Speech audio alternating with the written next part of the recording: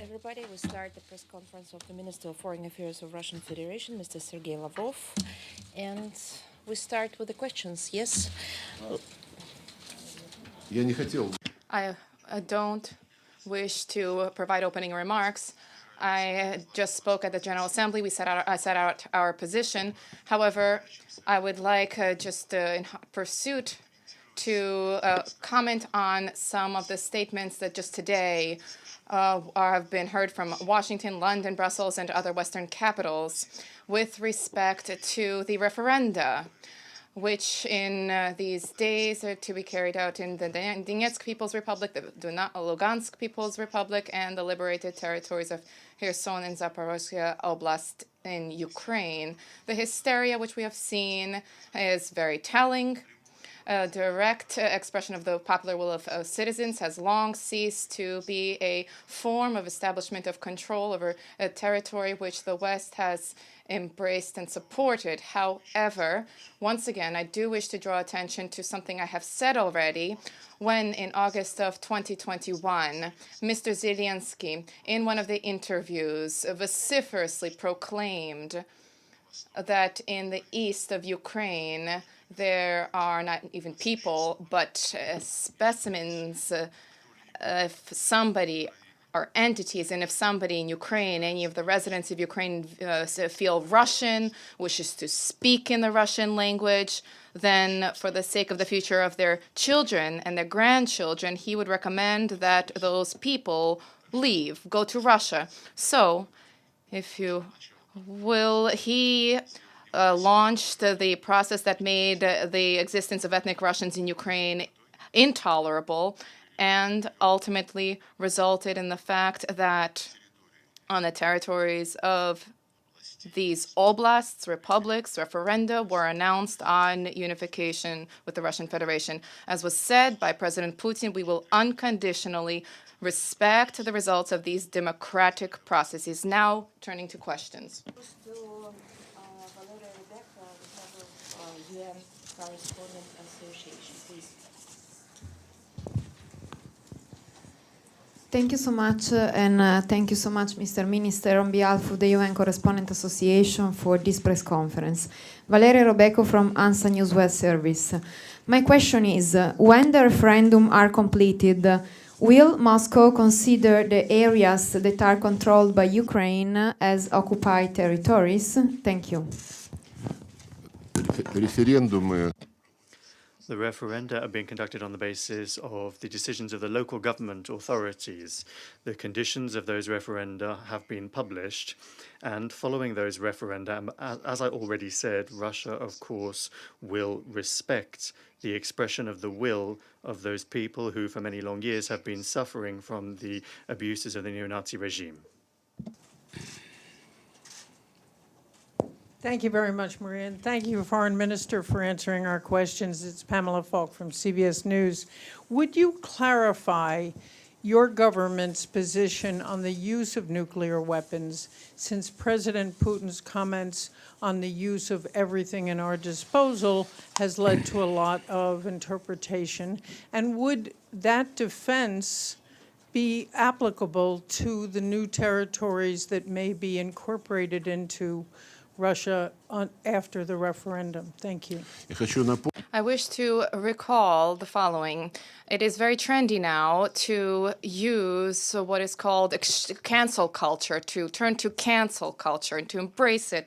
This is actively being used by our Western colleagues, not just with respect to certain countries, certain politicians, but also it is being used with respect to historical events.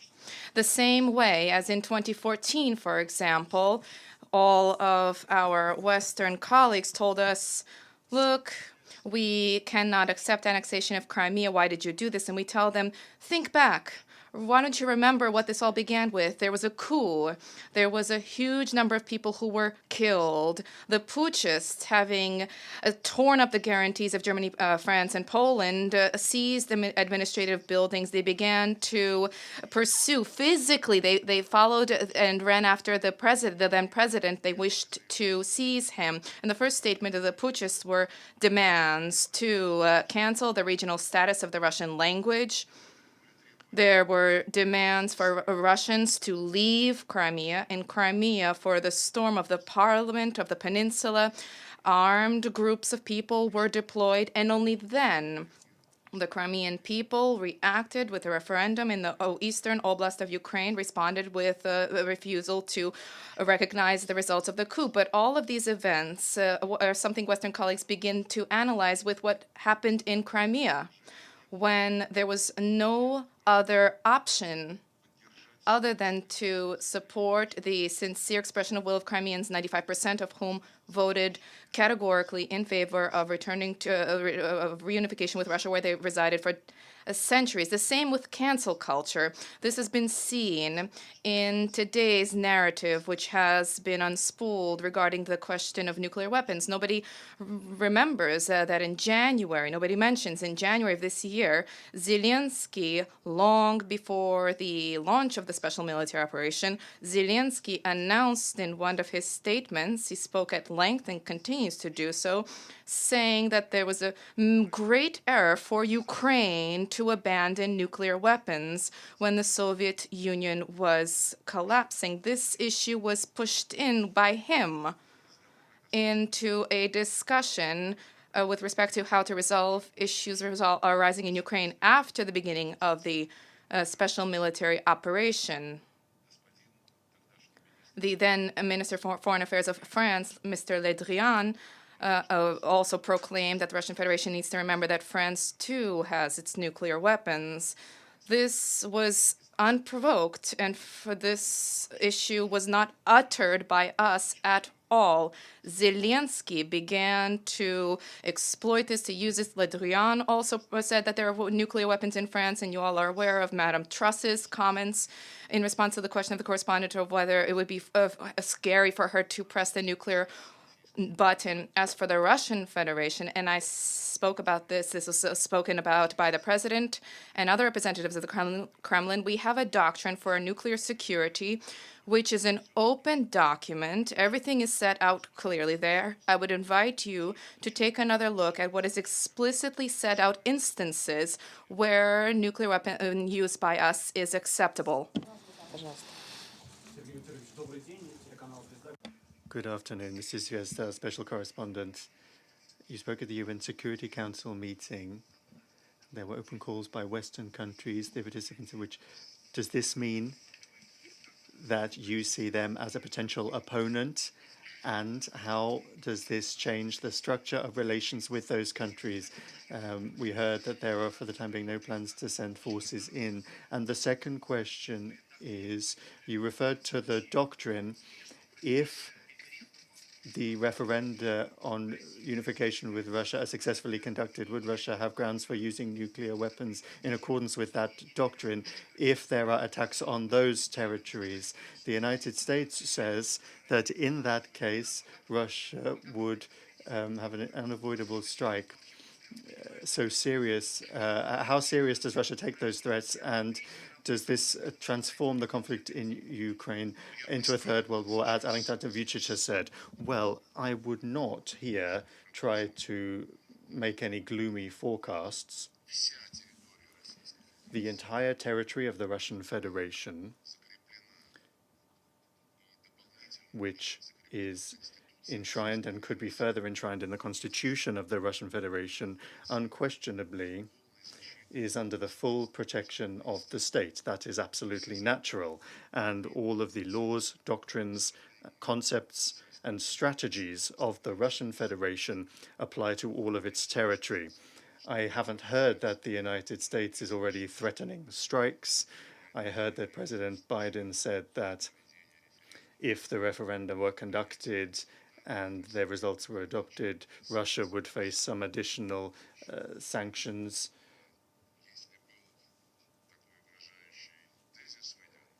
If there is this idea that Russia will inevitably face a strike, then I will look at that text, but I am not familiar with the United States and Ukraine already being allies who are bound by such a dangerous chain.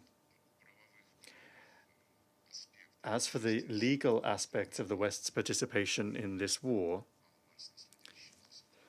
well, even people who are only slightly following the situation will see what is happening. Ukraine is being flooded with weapons.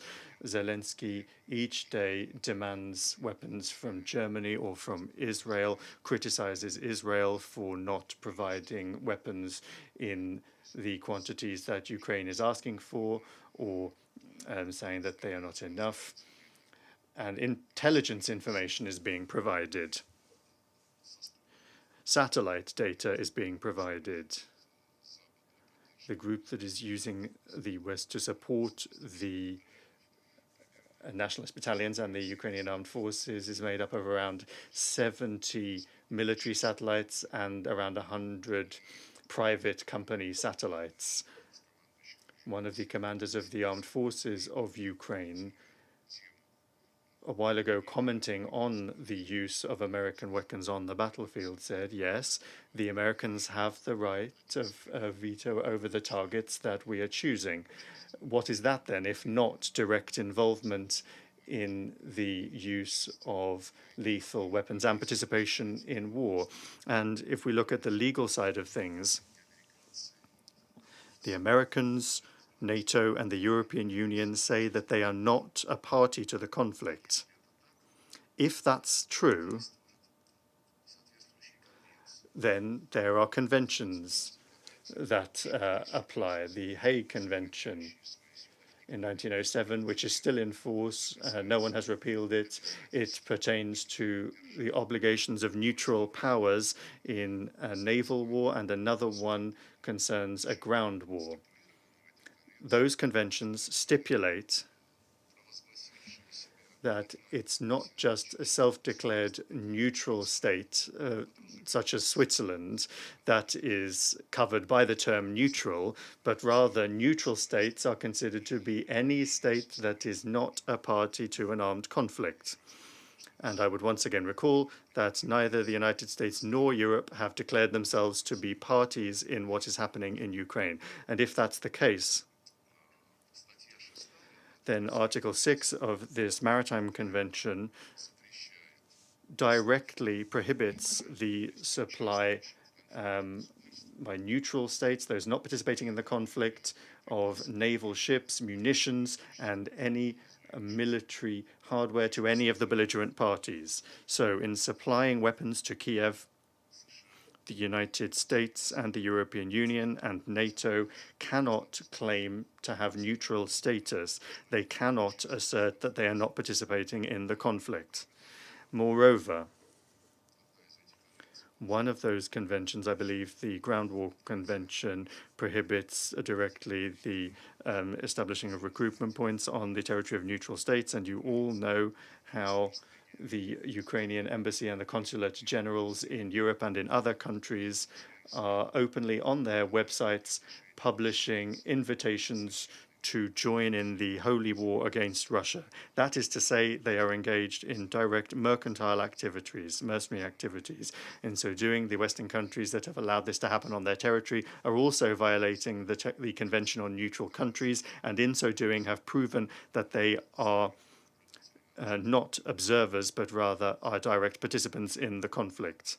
And one of the articles of this convention prohibits the use of telecommunications for military purposes. And as I already said, several dozen private satellites are being directly used in this war by Western governments, of course. And Starlink, a company that has satellites and ground-based infrastructure, they are using this resource, and that also indicates that the United States is by no means neutral in this situation and is a party to the conflict. In electric blue, yeah. Yes, electric blue. You mean you know all of them?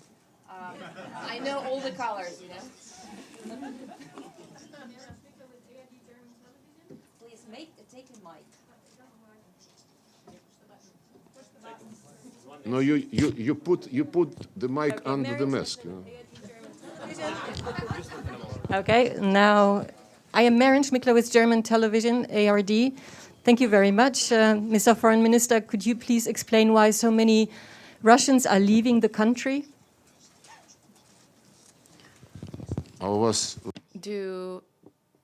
In Germany, have you not ratified the Convention of the Council of Europe on the rights of persons, which has freedom of movement?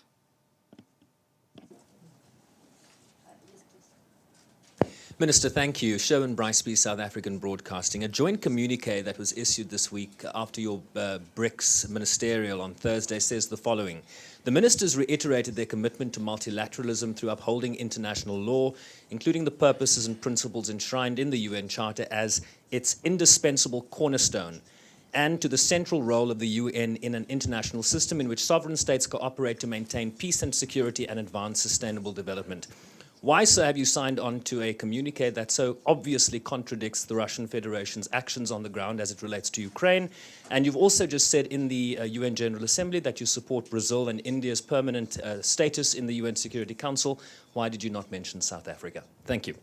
Can you tell me what exactly from the Paragraph 4 of the communique. From the language what exactly from this language you believe contradicts our behavior? I'll quote the Secretary General. He says that any annexation of a state's territory by another state resulting from the threat or use of force... No, you're quoting Secretary General. Yes, but... I can only be responsible for what I subscribe to, and this You have said that you are you have signed up to the principles enshrined in the UN Charter. The Sure. Secretary General says you have not. And your actions Well, on the ground in the Ukraine... Secretary General says many things in this regard, and he is commenting the situation around Ukraine on almost a daily basis, while I have not, I don't remember that he was active enough to promote the Minsk Agreement's implementation. I will explain to the principles of the United Nations Charter provide for respect for sovereignty and territorial integrity of states. At the same time, they provide for respect for the right of people for self-determination. And the apparent conflict between these two concepts has been subject to many negotiations quite a long time. Soon after the United Nations was established, a process was started to develop the understanding of all the principles of the Charter. And in 1970, in the year 1970, by consensus, a declaration of the General Assembly was adopted on the principles of relations amongst states in line with the Charter of the United Nations, which had a separate section, the right of nations to self-determination. There was a separate section on territorial integrity. And so the conclusion that the General Assembly arrived at vis-a-vis the interpretation of the Charter of the United Nations is as follows. All states have an obligation to respect the sovereignty and territorial integrity of any states whose governments respect the principle of self-determination of peoples and whose governments represent all peoples residing on their territory. If somebody is to tell me now that after the coup in 2014 in Ukraine, after the prohibition on the Russian language, Russian education, Russian media outlets, after the putschists for many long years continued to bombard the territory whose population refused to recognize the results of the coup, if after all of this somebody dares to tell me that the clique which is sitting in Kiev, the neo-Nazi regime seated there, pushing Nazi theory and practice in the legislation, that this regime represents the interests of the people in the east of Ukraine, I would probably simply smile, because for any impartial observer, it is absolutely clear that this regime completely fails to represent those people who feel themselves to be the bearers of the Russian language and the Russian culture. Everything is a Russian. Where a quote? If you wish to, I quoted, if you wish to be Russian, then leave.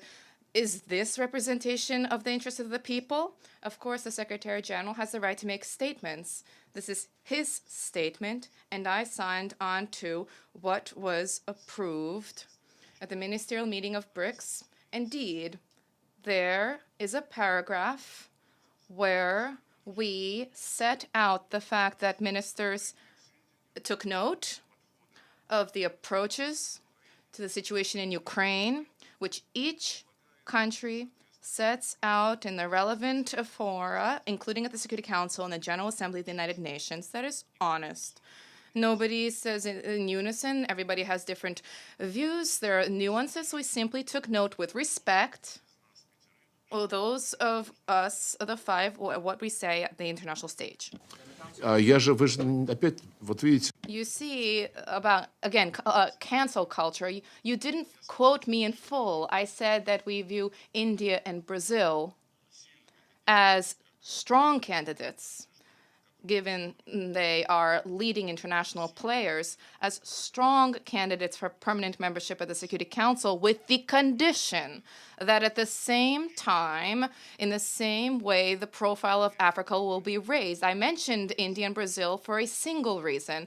They have long officially advanced their candidatures. As for South Africa, the Republic of South Africa, this step has not been put forward. And African countries, members of the African Union, are committed to the Eswatini consensus that was arrived at many years ago, and this is their collective position. However, addressing the question of expansion of the Security Council without meeting, reflecting the interests of Africans is not possible. Again, I emphasize that we are talking exclusively about expansion of the Security Council membership with the representatives of Asia, Africa, and Latin America. Because if we are to talk about an additional inclusion in the Security Council of Western countries, well, that would be humorous for a number of reasons. I will set aside the fact that they are all hostile, and the Russian Federation and the People's Republic of China to the Russian Federation and the People's Republic of China. But if we set aside political assessments, most importantly, any Western country, what will it provide that is new to the Security Council, to the table? Nothing, absolutely nothing. They cannot provide absolutely nothing. They are all following the orders of the United States, Germany, and Japan, who also announced their official candidatures. Just read what they are saying, what they are doing. And now, even if we step away from political assessments, setting them aside at the present moment, of the 15 members of the Security Council, 6 represent the Western group. Next year, there will be 7 because Japan will be added, whose policy, of course, is not an iota different from that of the United States. Добрый день, Илья Петренко.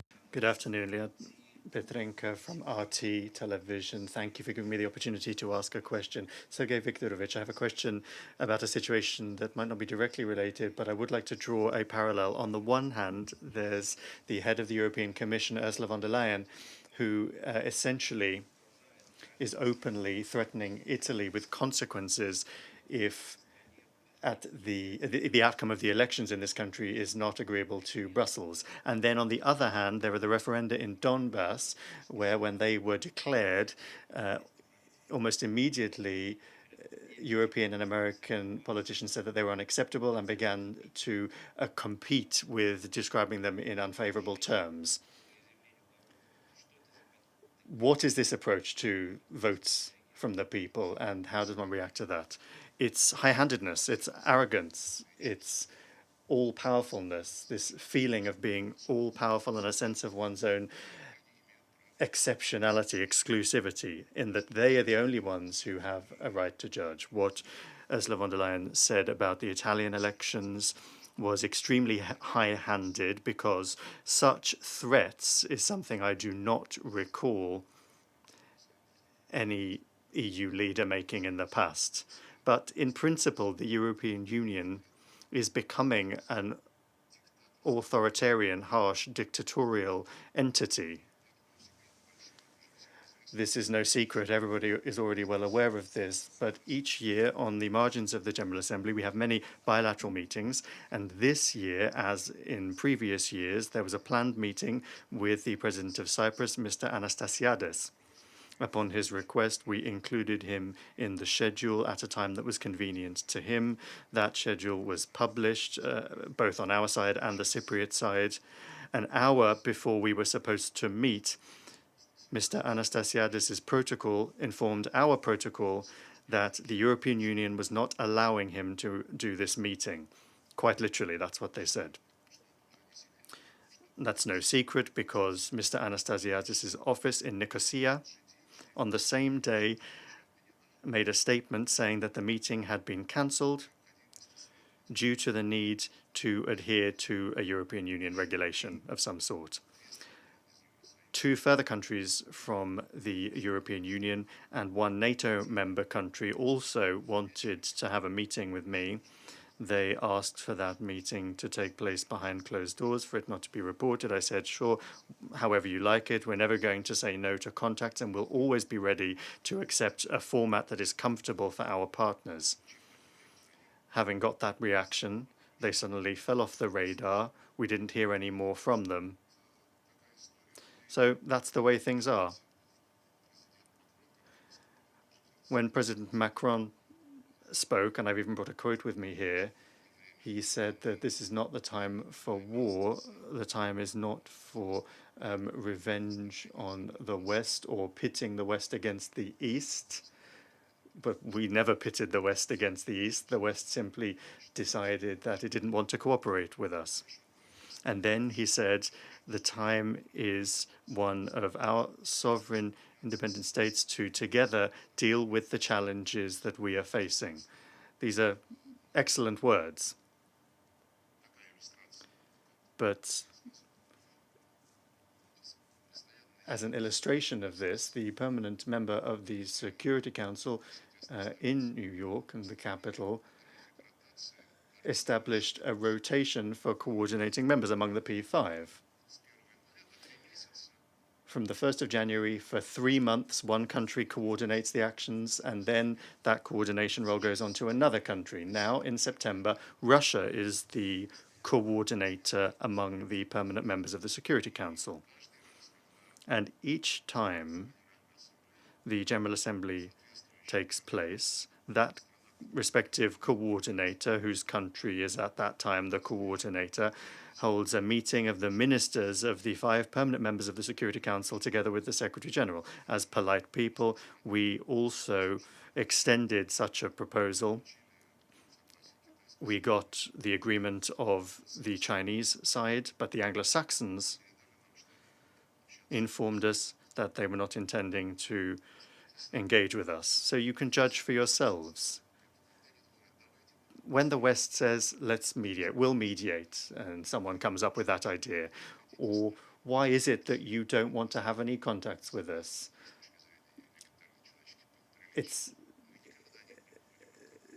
We've never stepped away from contacts.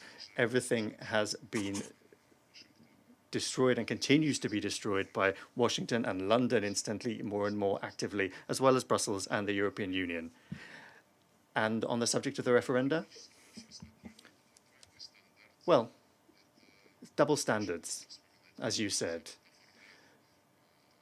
You'll remember how the West established an exception from international rules for Kosovo, but then the International Court of Justice said that there was no such exception at all.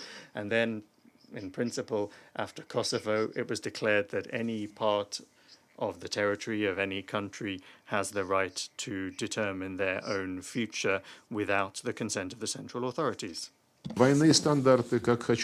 It's double standards. Where they're advantageous, they'll do what they want, and when they're not, they won't. With China Central here. This is the issue with China Central Television. You just mentioned the participation of the Western countries in this conflict. We know that the biggest dealer here is actually the United States, who passed several packages to send weapons to Ukraine. Even the foreign policy of the U.S. said that U.S. politicians now they're trying to play the long game. What do you think is the intention of the United States, and is Russia ready for a long game with the United States in Ukraine? Well, the Ukrainian game has been ongoing for quite some time now. I would recall that back in 2003, When the latest elections were held in Ukraine, the preparations were underway at the time. Western politicians, officials, the Minister for Foreign Ministers, including the Belgian Foreign Minister, I remember this perfectly well. He explicitly proclaimed that Ukrainians during those elections need to determine who they were with Russia or with Europe. And this kind of a mindset, this philosophy, either them or us, hasn't disappeared, and the way that today we see the Russophobic trends, which are raging rampant throughout Europe, and the Europeans and Americans are trying to bring the whole world into this disgraceful policy, the actions of the West at the moment, when immediately, as Russian regular Russophobia was encouraged and the Russian language prohibited. This is racism, which apparently didn't disappear. It's no longer latent. It is now obvious, and this is being spread and proliferating. The same with those slogans: Ukrainians, choose who you're with. And a few years later, there were other elections. The candidate that was not embraced by the West didn't win, and the West did everything possible to raise a wave in Ukraine and to compel its subordinate Ukrainian officials to hand over the issue to the Constitutional Court. And the Constitutional Court, which is supposed to protect the Constitution, set out a third round of elections, which is not enshrined in the Constitution, and the necessary candidate for the United States was then selected.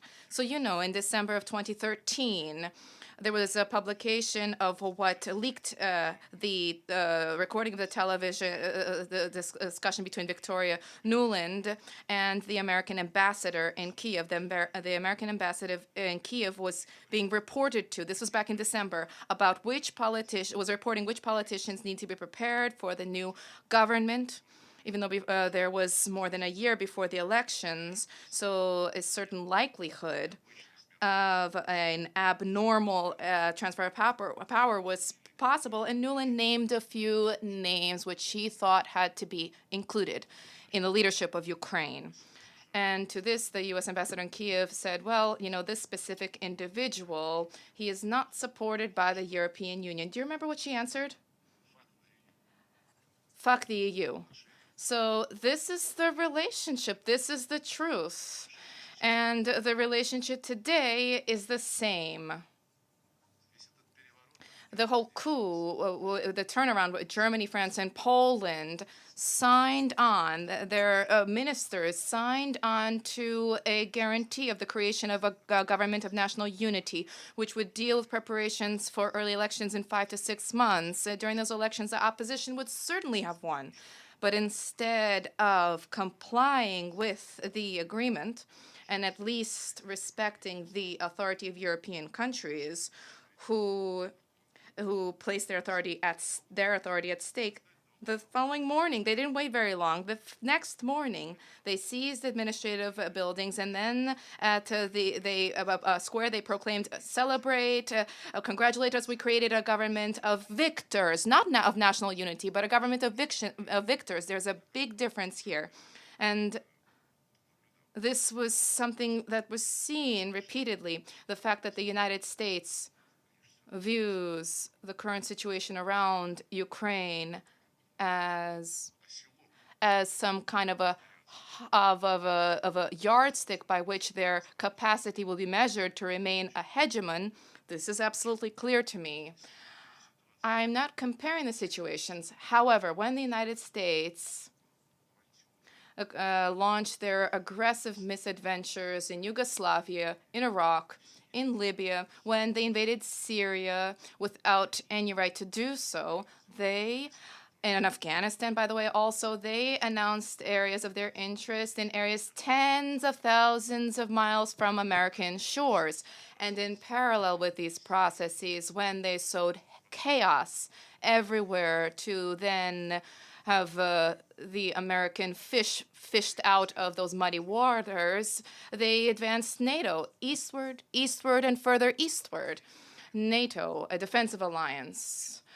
When the Soviet Union existed, when there was a Warsaw Pact, when the Berlin Wall was up, a concrete wall and an imagined wall between the two blocks, yes, it was understood that they were defensive. They were defending themselves from, as they viewed the aggressive Soviet Union, the Warsaw Pact. But then there's no longer a Soviet Union, no Warsaw Pact, and they're now defending themselves tens of thousands of kilometers from the line that was then understood. They simply decide, okay, we will defend ourselves here, then we will defend ourselves there.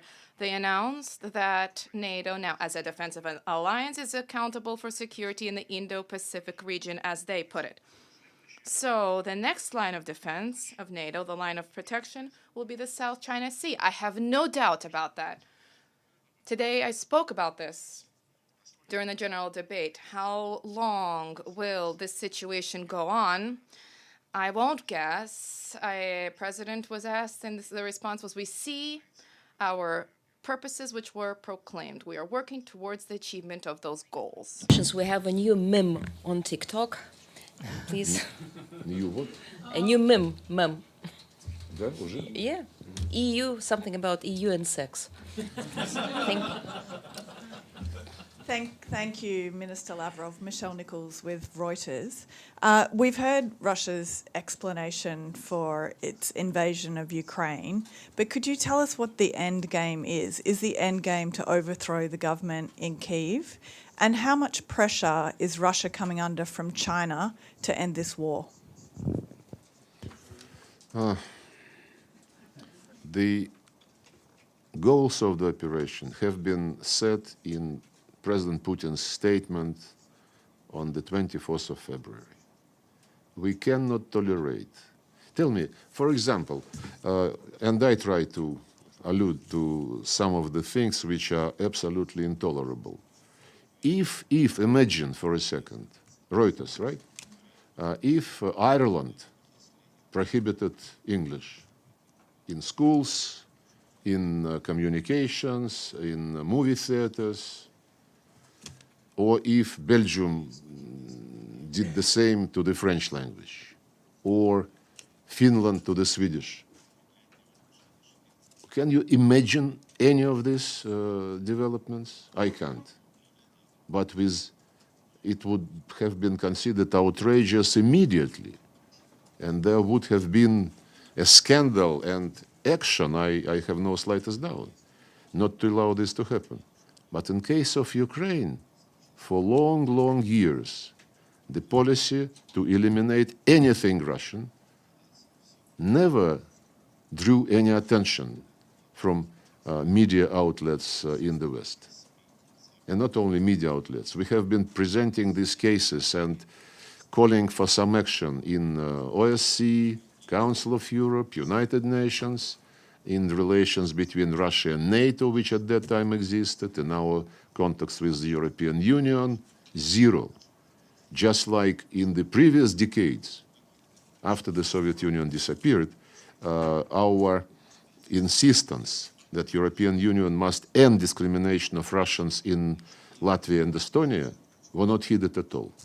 Absolutely. We have very deep conviction that our Western neighbors have racist instincts vis-à-vis Russia as a country, Russia as a nation. If you have any fact which will disprove what I am just saying about discrimination of Russians in Estonia, Latvia, and in Ukraine, where legislation was passed prohibiting everything, then of course we can discuss what analysis you might offer. So you call it aggression, you call it annexation. You're right. My answer is very simple. Don't try to judge from your office or from New York. Go to Crimea, talk to the people. Nobody does it except some brave politicians who are not in the elite, systemically. Go to the east. Anybody of you, did you go to Donbass during the 8 years of the war, when the Minsk agreements were raped every day? No.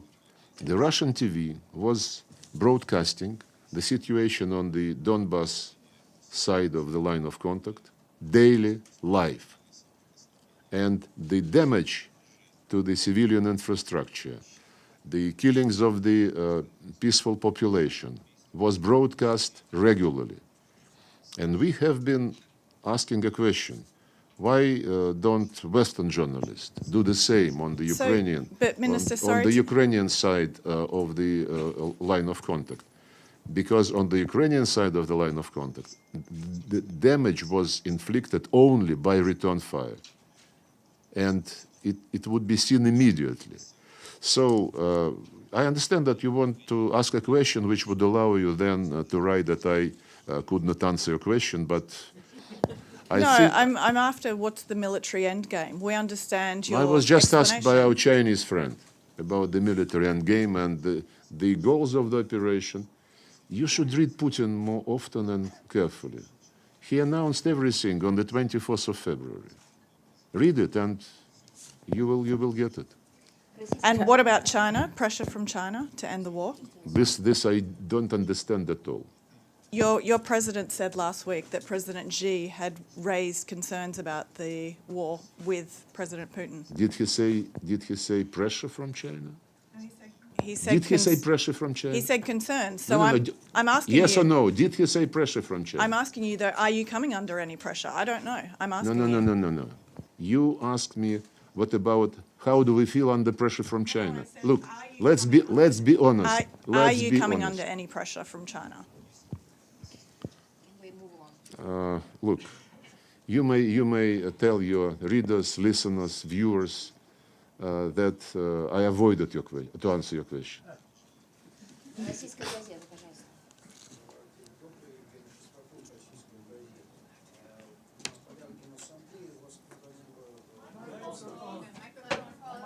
Mic to microphone. You mean you don't understand Russian? Still. High time to learn.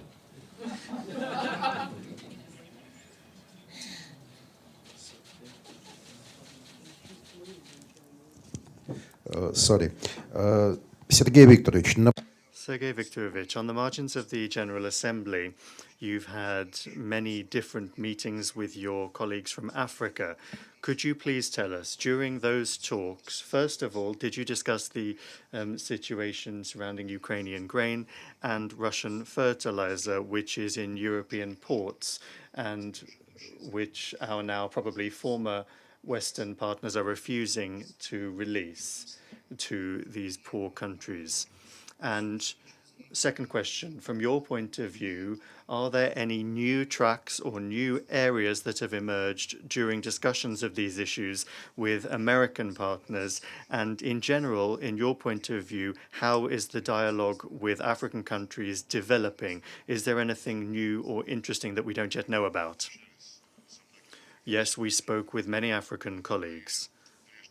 We spoke first and foremost about our bilateral relations with each of the African countries. We have growing trade and investment activity, although, of course, the overall figures are still a long way behind the Europeans and particularly behind Chinese companies, but the prospects are very promising. We have a lot of projects and a lot of plans, and we are putting together a robust package of agreements for the second Russia-Africa summit, which we plan to hold in the middle of next year.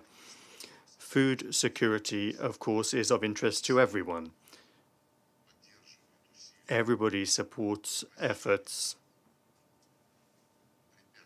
to end the barriers that have been erected by the European Union, London, and Washington in respect of the export of Russian fertilizer and grain. Everybody welcomed the package deal, which, upon the initiative of the Secretary General, was concluded on the 22nd of July in Istanbul, and which at long last forced Zelensky to demine Ukrainian ports. He had been refusing to do that since March. In March, Russia and Turkey proposed that he let through those ships that he was holding hostage because of security concerns in international waters to the Bosphorus Gulf. That was agreed to finally, and Ukrainian grain did leave. However, the poorest countries on the World Food Programme's list, there was a terrible situation in Burkina Faso and another country as well. The Europeans, we pointed out to them that almost half of this grain was going to them. We were told that it would then be reshipped to African countries. But nevertheless, one way or another, it is operating. As for the Russian side of the deal, the Russian part of the deal, neither food nor fertilizer as a heading is as a line is indicated in the sanctions of the European Union and the United States, but other things are mentioned. For example, Russian vessels docking in European ports, the docking of foreign vessels in Russian ports. Sanctions are imposed on Rossельхозbank, the main agricultural bank in the country, which services the lion's share of all fertilizer and food deals and transactions. And of course, against the backdrop of these threats, that the West is flying around left, right, and center, the insurance rate for our vessels has increased fourfold.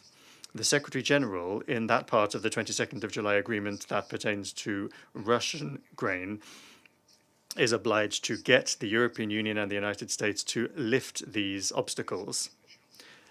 I met with him the day before yesterday, and he confirmed that there is still a lot of work to be done. As he has said publicly, there are still barriers, but they are giving him some promises. So everything is in the hands of the hegemons, who are trying to shift the blame onto us, because nobody went hungry when the USA was bombing Iraq, Afghanistan, Libya for years, Syria now, when the war is ongoing in Yemen. Did that have an impact on global markets? No, it didn't.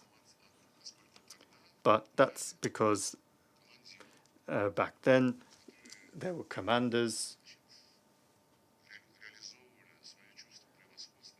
who were exercising their sense of all-powerfulness. And then suddenly those Americans decided that they would not allow crops, the Russian language, the culture to be destroyed. That's the difference. And that's when this package of sanctions was ramped up, something that no one has ever seen before, and which was introduced without any concern about those developing countries which would be impacted by the sanctions as they have been. Thanks for doing this. Alan Dargan from MTV Lebanon. Can you please elaborate more? What's the role of the Saudis and the Turkish in easing the crisis? They showed will to join forces maybe to help maybe solve this big crisis that's happening between these two nations. And can you tell us if they are communicating with each other before bringing any draft or any try to give any help to the Russians?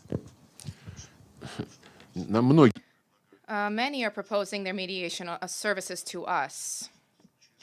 With respect to Turkey, Turkey played a very useful role when it invited parties to Istanbul, the Ukrainians, the Russians, and representatives of the United Nations, where a deal was reached, which I mentioned.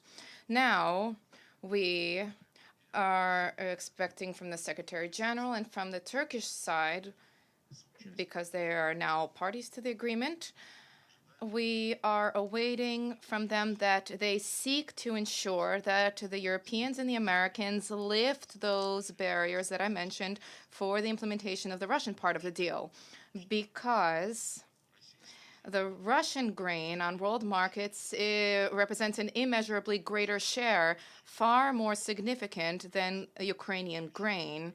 I didn't even mention, incidentally, 300,000 tons of fertilizer have been shut in European ports, not being released. And for approximately a month and a half ago, we said our companies are willing to abandon the rights to the fertilizer for them to be quickly sent to developing countries in need.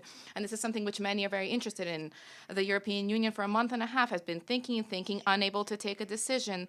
The fertilizer is no longer ours. It is now in the hands of the European Union. Let them give the fertilizer to the countries who are on the list of the World Food Program.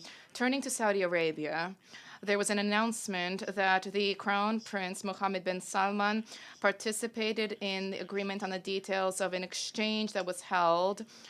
Their mediation services is something which many have been proposing this to us, but we wish to understand what will come of this. Without any mediators, in late March of this year, we reached an agreement with the Ukrainian delegation on the principles for a settlement, those principles which the Ukrainians themselves set out. We accepted them without any changes whatsoever, and the next day changes began. They said, well, this isn't right here, it should be different here. And then the provocation occurred in the city of Bucha, where the Russian troops who withdrew from the area as a gesture of goodwill liberated the area. A mayor emerged of the city for 2 days. He spoke on television, described life there. And on the third day, the broad street was broadcast where corpses were littered about for 2 days, being in one city for 2 days. The mayor and his entire team, and discovering this on a major central street on the third day, well, that's actually a mockery. I would like you too to exert influence on Ukrainians and their friends. For a number of months now, we have been requesting, because everybody insisted, a meticulous investigation into the events in Bucha.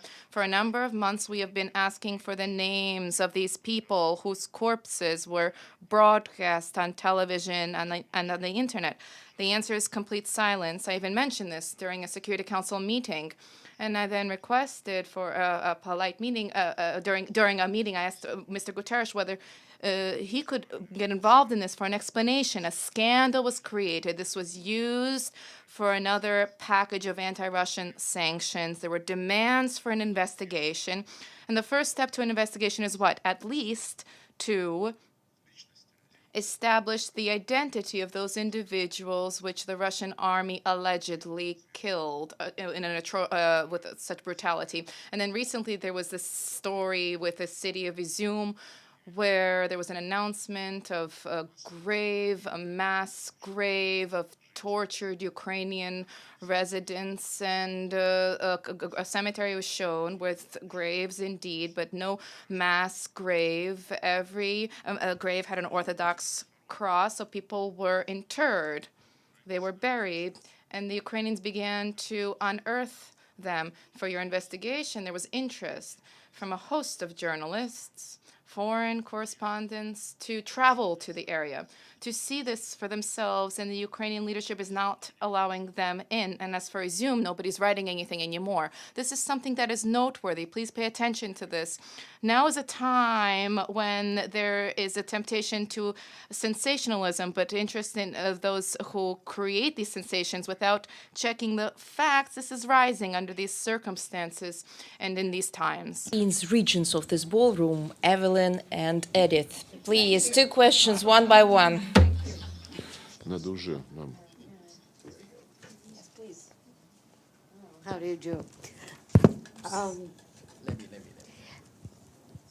You have spoken in detail about NATO encroachment.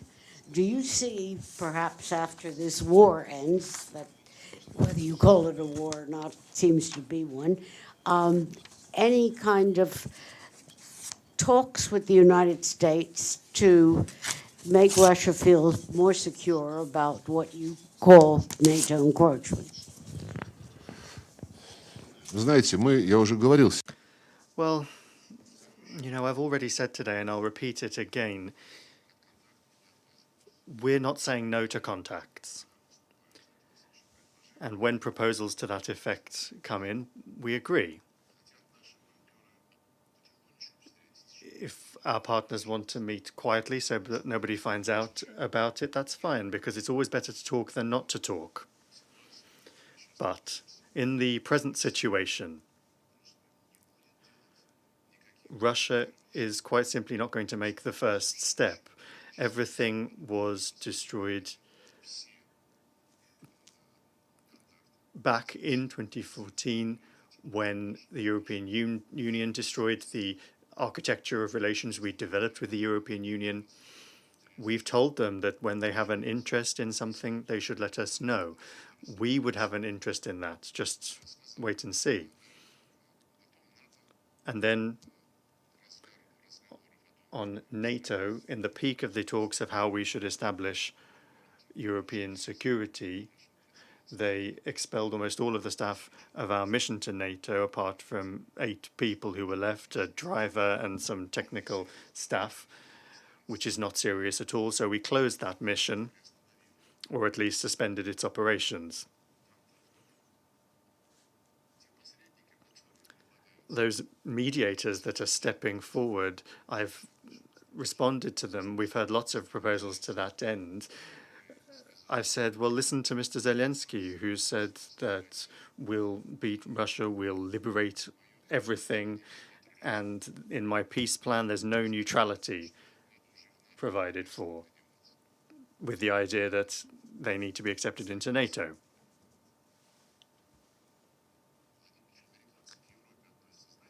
Do you know how the Americans view Europe? There was a phrase that the Ukrainian nationalists started saying a long time ago. Ukraine is Europe, but I think the Americans would like to say the opposite. They'd like to say Europe is Ukraine.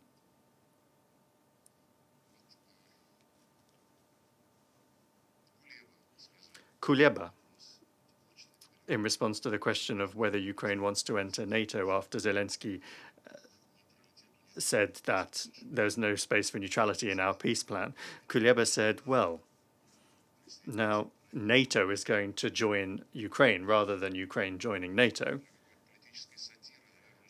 maybe for political satire. That is a promising thing.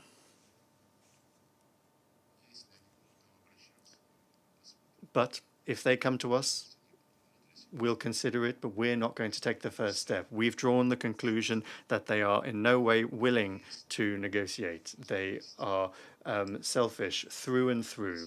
They are egotistical, and they think only about themselves and their interests. A balance of interests is not something that they will respect or even pursue.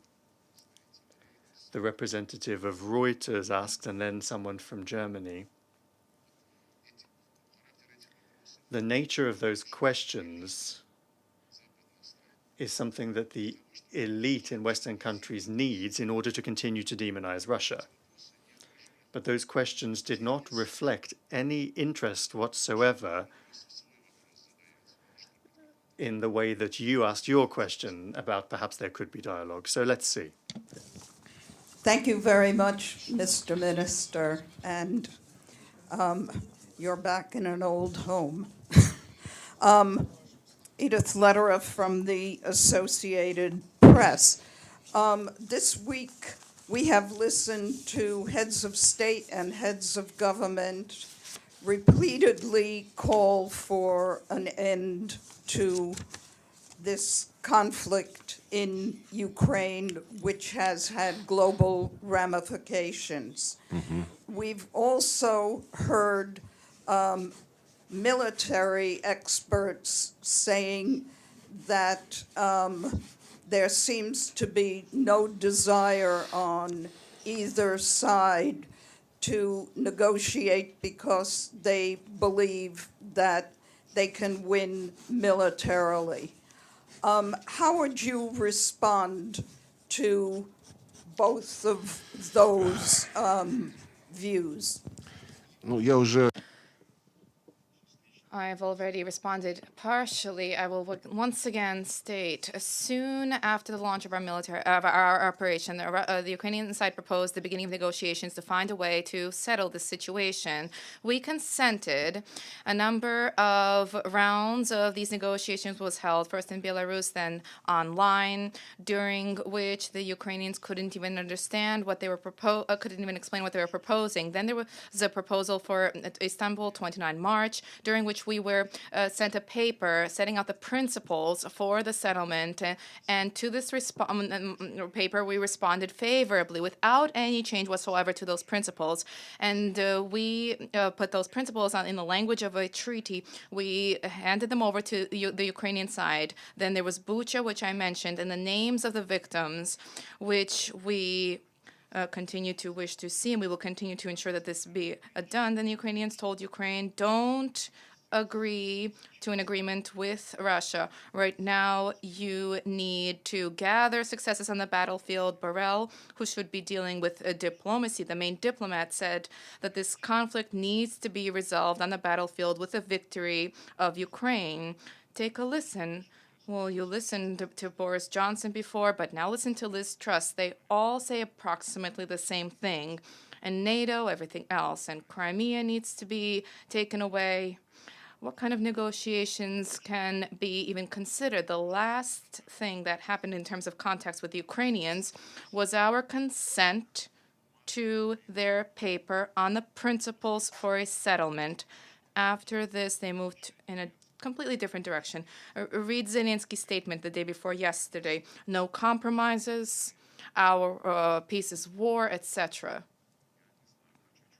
I don't know what else can even be talked about. There is one group of mediators who I met with here, distinguished international, eminent international regional organizations, and they tell me, let's travel to Kiev and what should be conveyed there. And I said, well, you know, I told them, they suspended, halted the talks, after which, in the middle of the summer, they asked Putin, why has Russia refused negotiations? He responded, we have not refused negotiations, but those who are refusing need to understand that the longer they refuse, the more difficult ultimately it will be to reach agreement and to negotiate. So we again we showed our goodwill, and the other side doesn't wish to embrace this, and the parties to travel to Kiev soon. I asked them, did you speak to the Americans? Have you been speaking to the Americans in terms of your mediation? They fell silent, and they said, well, our mandate only includes negotiations with Russia and Ukraine. Why? Is this serious? Any thinking person, does any thinking person truly not understand that the United States is calling the shots in Ukraine and in Ukraine and increasingly in London as well? It is all crystal clear. And when the questions are put forward by journalists from Europe, from England, from the United States, why are we not willing to engage in contacts? They prohibited, I said this, they prohibited the president of Cyprus from having negotiations, from having a meeting with me. One member of the P5, another, also a distinguished, representing an eminent side, somehow timidly requested a quiet meeting behind the scenes, and they fell off the radar subsequently, just like another prime minister. So there is no need to label us as someone refusing, a refusenik. Thank you. Please, about Thank you. Afghanistan. That was the last one. Thank you. Спасибо.